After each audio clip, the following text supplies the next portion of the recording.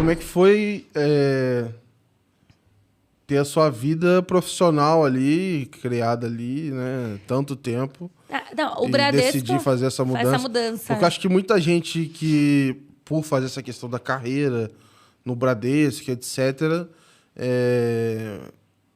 até não muda, né? Porque dependendo da situação, você não vai encontrar outro lugar que tá exatamente daquele formato ali, né? Exatamente. Eu me mudei, né? Eu fui morar em Osasco por conta... E em dado momento, o prédio que era lá no Morumbi, ele foi fechado. E a gente foi tudo pra Cidade de Deus. E eu me mudei, porque aí era completamente inviável sair do Grajaú e ir pra Osasco.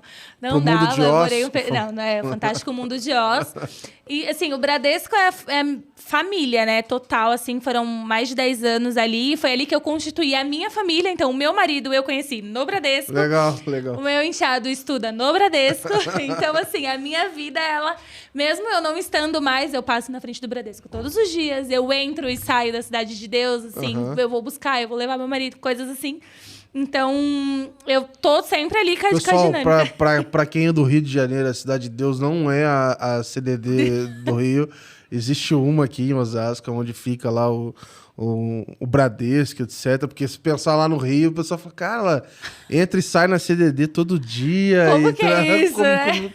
O Bradesco é lá, como é que é isso? Assim? Não sabia que tem um prédio do Bradesco lá, não, é aqui em Osasco. É a matriz do banco, onde foi... Ali tinha, na época, né? Tinha hospital, tinha várias coisas. Hoje são só prédios. E além da Fundação Bradesco, que é a escola. Mas, assim, foi um processo... eu cheguei num momento da minha carreira que eu falava assim, cara, eu tô aqui, cuido de uns projetos gigantes, sou responsável, estou com reuniões na executivas diariamente e eu preciso dar outros passos na minha carreira. E eu comecei a fazer um processo de mentoria, né, de carreira. E aí, nesse processo, num sábado, eu recebo um convite para participar de uma entrevista num processo seletivo no Mercantil. Te ligaram no Bradesco LinkedIn, também? Não, dessa vez foi pelo LinkedIn. Mas eu entrei num processo de crise. Eu fiquei, meu marido que o diga. Porque, assim, eu queria muito viver outra experiência, conhecer o mercado e sair da bolha Bradesco, que eu já estava há muito tempo. Mas eu tinha muito medo. Porque desde muito nova, não tinha assim... Se der ruim, se perder o emprego, não tem quem pague a conta, né? Sempre foi, assim, eu que ajudava em casa. Então, não tinha aquela zona ali mais segura. Então, cara, eu sou mulher, é mais difícil. Como que vai ser esse processo? E se não der certo? Porque a gente tem alguns estereótipos no mercado financeiro. Mas eu queria. E eu ficava nessa crise. Tipo, eu tinha muitos amigos. Eu estava num momento muito bom no Bradesco. Eu tinha a confiança da minha liderança. Então, assim, quando eu recebi a proposta, eu fiquei nessa crise existencial. Meu mentor me ajudou na época. E eu falei, não, eu vou porque eu quero ir. Não fui para cuidar de Open Finance, tá? Eu vou chegar nesse ponto. O convite nem era de Open Finance, nem...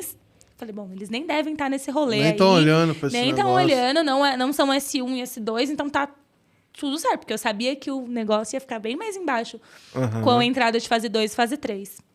Mas eu decidi aceitar o desafio, então me despedi sem happy hour, porque era pandemia, Sim, sem bem aquele... triste, bem triste. Foi um processo assim...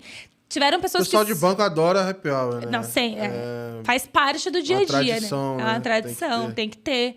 Tem que ter um happy hour toda semana, assim, tinha que ter. Era muito gostoso, Na assim. época de trainee, eu também já tava ligando pra nada já. Mas a gente tinha projetos muito curtinhos, assim. De, passa por uma área, 2 semanas, e vai pra outra e tal. E a gente fazia happy hour pra comemorar todo o encerramento de área. Então, tipo assim, toda hora, vamos comemorar, aí happy hour, ele vai. Tudo era motivo pra fazer. Exato. E mesmo sem motivo, a gente fazia happy hour. Só que tem uma coisa que é muito, né, que eu falo que é muito relacionada a propósito de vida, e que eu olhava assim, e eu sempre me perguntava qual é o meu papel na sociedade, que tipo de transformação eu posso promover e como que eu posso contribuir para uma mudança real. Então, quando eu recebi o convite do Mercantil, o propósito do banco me atraiu. Você já conhecia o Mercantil? Quanto você sabia dele? Não conhecia, não sabia nada do Banco Mercantil. Não conhecia. E aí fui conhecer e falei, cara, um banco para as pessoas 50 a mais, como é isso? Porque eu tava muito no... Tá chegando, eu poder abrir conta lá. Quando eu tava ali no Bradesco, a gente começa a vir todo um movimento de fintechs, muito digital, e o público, e aí vem o roxinho ali com uma linguagem, aí vem outro com não sei o quê, e você fala, os jovens, a galera que está se bancarizando agora, que está no primeiro emprego, ninguém está abrindo conta num banco tradicional. Está todo mundo indo para um banco digital. E a corrida dos bancos tradicionais para se equiparar. Sim, tá todo mundo olhando lá. Mas e a outra parte da população, que até 2030 já vai ser mais de um terço? Sim, Está falando aí de mais de 70 milhões Não, de... e é uma galera 50. que movimenta super a economia. Sim, 46% das tomadas de decisões nas famílias são por pessoas 50 a mais. Sim. Então, assim, você olha e você fala, tem uma oportunidade gigantesca. 50% dos empreendedores brasileiros têm mais de 50 anos. Não, e a gente tava brincando aqui e tal. 50 a mais, vamos dizer assim, antigamente, talvez fosse... A expectativa de vida era mais baixa e os 50 hoje representa, vamos dizer assim...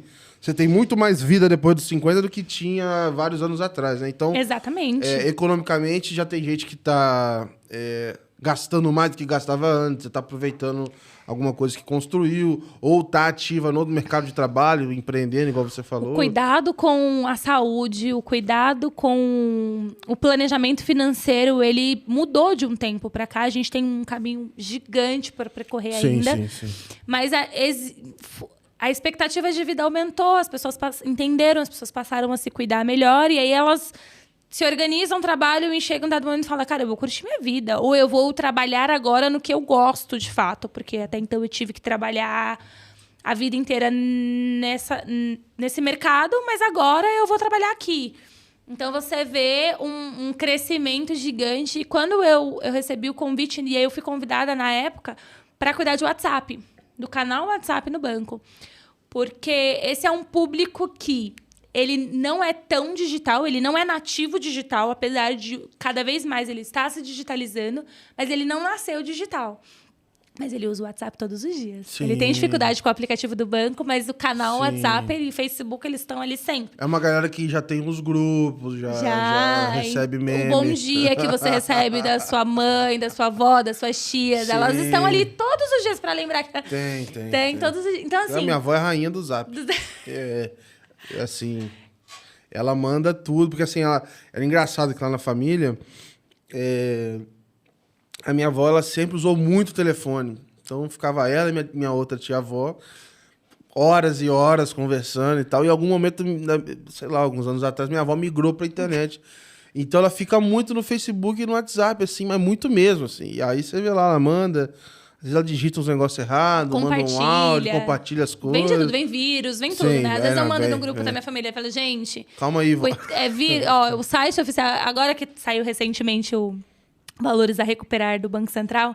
Não, já mandaram... Gente, esse não é o link oficial, ó. O link oficial é esse, né? Porque, enfim, tem muito disso.